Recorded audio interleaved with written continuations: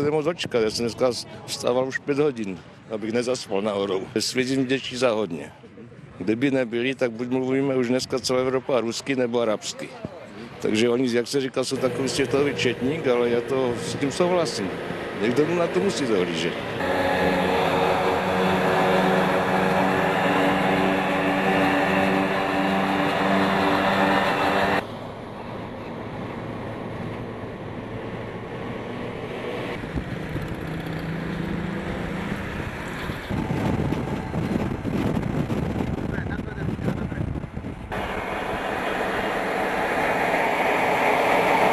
Byli jsme součástí Varšavské smlouvy, tak se nám o tom ani nezdálo, že bychom se jako stát vyvíjeli demokraticky svobodně, takže si myslím, že s pádem komunismu, když odešli sovětští vojáci po 20 letech a zůstala tady po nich ta devastace prostě, tak si myslím, že je velice dobré jako přivítat armádu, která je naše spojenecká. My jsme členy toho spojenectví.